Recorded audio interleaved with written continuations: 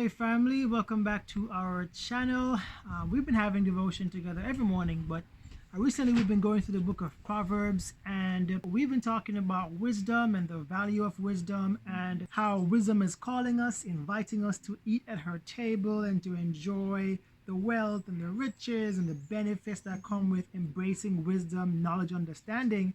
And we were just thinking that, man, the difficulties that we went through growing up really taught us a lot as it relates to wisdom and to having a strong work ethic and being thankful for the little you have. And so we just want to share some of those memories, some of those experiences we had growing up.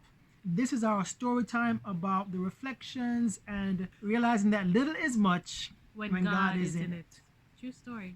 There are a lot of stories I can think of related to when we were in primary school and high school. And one from primary school that always stands out to me is when, for instance, it would rain, and because I only had one pair of shoes, right? And who knows, I'm not gonna get a new shoes for the next semester like other kids, so I would have to put the shoes in my school bag. And not having enough lunch money, I would actually have to walk to school.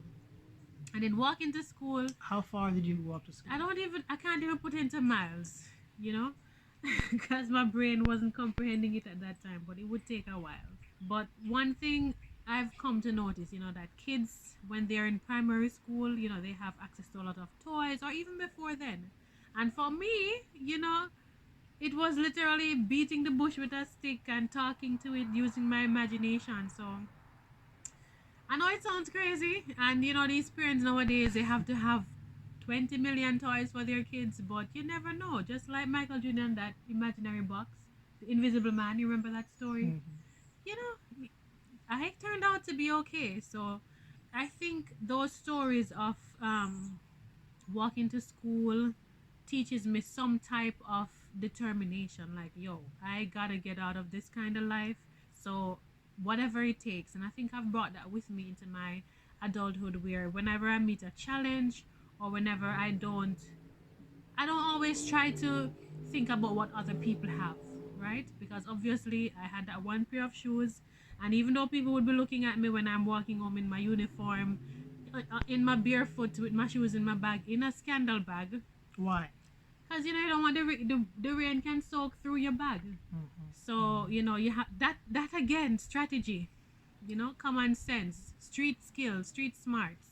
So I think those particular hardships, as it relates to primary school, they've taught me lessons of grit, of not comparing myself with others, being satisfied with what I have, because there's always gonna be somebody who is wealthier than you, who have more things than you, who prettier than all of those things. So I thank God for those little memories and that experience.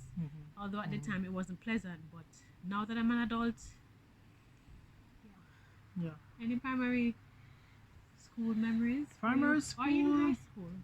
Well, I think for primary school, we always talk about bullies and stuff like that. In primary school, I had a bully, and I think for me, as opposed to like cowering and running away from it, I was like, yo, let's do this. Like, let's bring it. If you're gonna fight me, I'm gonna fight he was you too, very right? skinny when he was younger. And believe it or not, in primary school, I developed a really, really bad temper.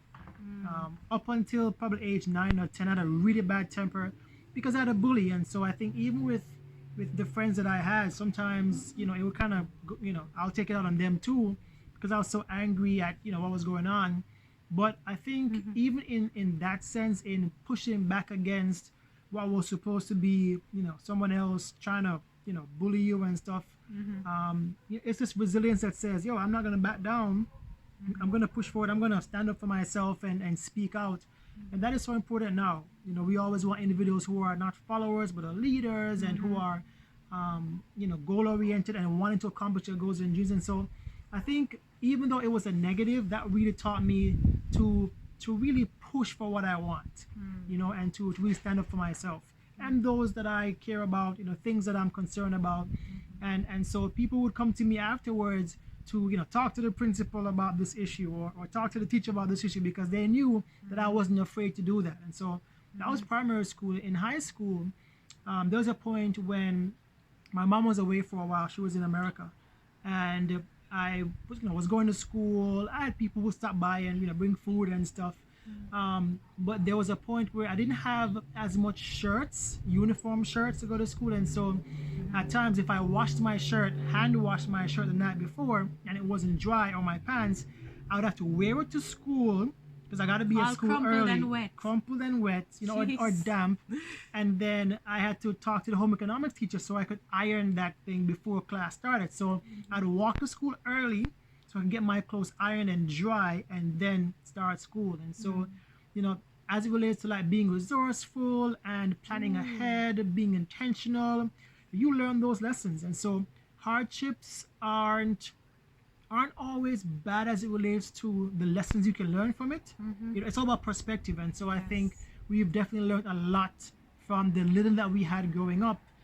Because little is much when God is in it. I mean, He definitely, guided us through those experiences. So we're really thankful for that. If you have similar memories, please comment below, share them with us, because we want to be strong for each other. We want to remind each other that whatever we're going through right now, we've had difficult experiences and we have challenging times even now, but we can get through it because we have a community here together, and that God is with us also. So.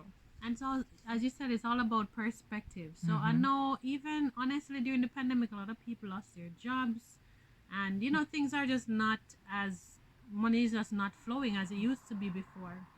But all you went through teaches you to be a minimalist. Actually, even wealthy people nowadays I see are trying to live that lifestyle where they're like, whoa, I had too much things, I'm gonna cut back, because that's just having a lighter space, not too much clutter. Those things also are connected to your health. It declutters your mind and everything like that. So and it's okay to cut back. It's okay. And we were talking about this recently. A lot of times there are individuals who think, man, I've gone through so many difficult things in the past. Oh yes, we right now I just need to splurge on myself, right? But it's okay to cut back and to plan ahead and to get rid of your debt, to further your education, to improve yourself, develop good habits. It's okay to go through those hardships that you impose on yourself now, because you have rewards at the end, because you have goals you want to accomplish. So it's okay to restrict yourself now and have your rewards later. Yeah, long-term planning. But yeah, really, there is just a lot more stories we can share, but we will end it here. But we just want to encourage you that if you're going through something tough right now, or even if you keep remembering some of the childhood difficulties you had that quote unquote is holding you back, once you change your perspective on it, I'm telling you, you will see things so clearer now. Because even now, they're not hiring people who have high GPAs and stuff like that. They're actually looking for people with the right attitude, those emotional intelligence skills, which obviously you would develop that character through what you've been through. So Right. just hang in there, think positive about the situation, and just keep grinding, because trust me, I know that there is a, what do you call it, pot of gold at the end of the rainbow. Light at the end of the tunnel. That one works too, right? Yeah, that's what I meant. Light at the end of the tunnel. Yeah, so yeah, thank you for joining us. Please like, subscribe, and share. And please share with us the challenges you had in the past. How did you grow up in primary school, high school? We said primary school because we're from the Caribbean, from the English British system. But what was schooling like for you, and what were your difficulties, and how have those things taught you to be resourceful now? Thanks for watching, and see you next time. When God is in it. Again. High GPAs